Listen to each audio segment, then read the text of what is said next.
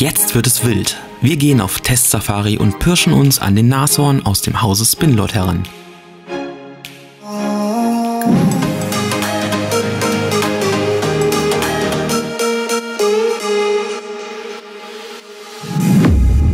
Schauen wir wie immer zunächst auf die grundlegenden Eigenschaften des Nashorn. Der Belag wird in China gefertigt und liegt preislich regulär knapp unter der 30-Euro-Marke. Die hochelastischen, fast zylindrisch geformten Noppen liegen auf einem leicht transparenten Untergummi. Die Noppenköpfe sind leicht geriffelt und sehr griffig. Als Unterlage dient ein etwa 40 Grad weicher, rosaroter, mittelporiger Schwamm.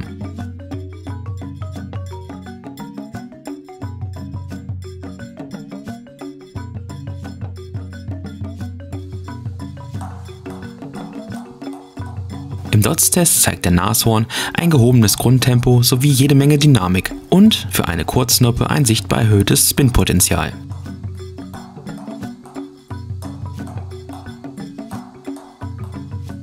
Doch nun ab damit an den Tisch, wo wir zunächst ins Einkontern gehen. Hier präsentiert sich der Nashorn von Beginn an als recht einsteigerfreundlich und lässt sich mit einer leicht angepassten Noppeninnentechnik spielen.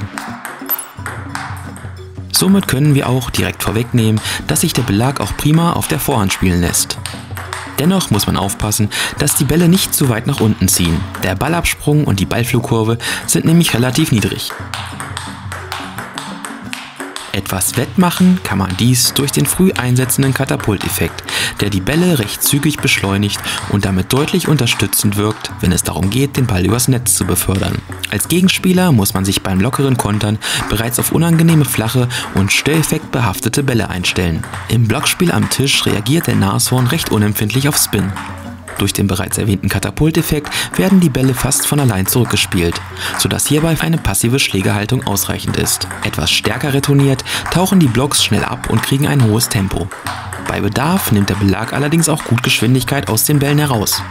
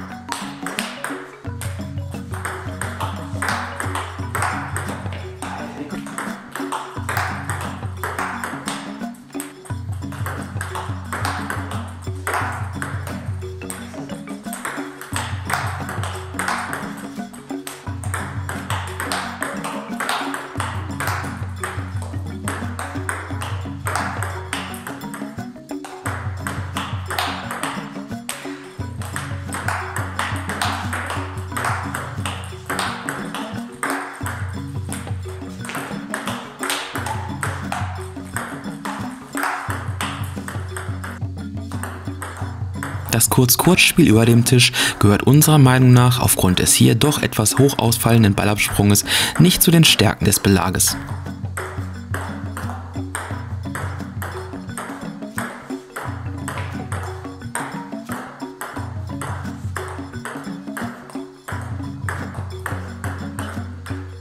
Eine Stärke wiederum zeigt sich beim Nashorn dann aber in der weichen, tischnahen Eröffnung.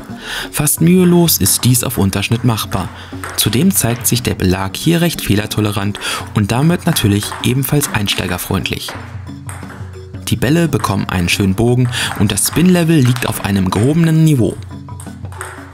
Auch Bananenflips über dem Tisch sind machbar. Etwas geübter muss man allerdings beim druckvollen Nachgehen sein. Harte Schüsse sind nämlich nicht ganz so einfach zu verwandeln. Dafür natürlich fast immer ein direkter Punkt, wenn sie sitzen.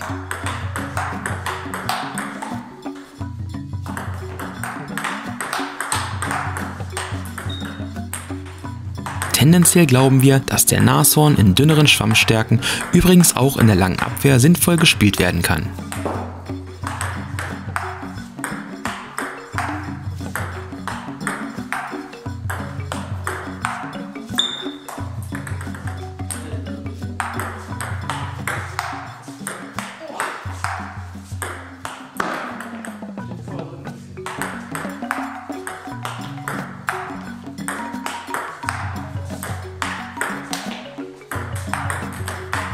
Im Angriffsspiel aus der Halbdistanz profitiert man beim Nashorn natürlich ebenfalls vom dynamischen Schwamm sowie dem hohen Spin-Potenzial.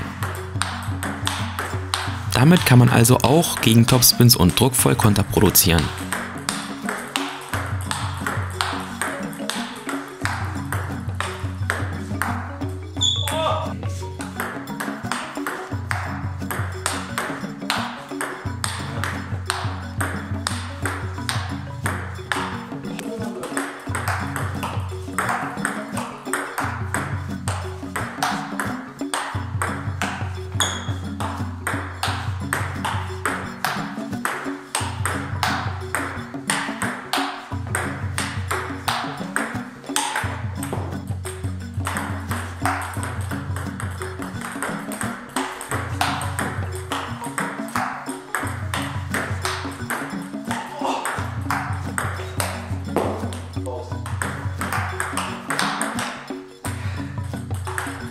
In unserem Test war der Störeffekt des Nashorn beim passiven Kontern und bei richtig harten Schüssen am größten. Beim aktiven Blockspiel sorgte eher die Platzierung und die flache, druckvolle Flugbahn für gegnerische Fehler.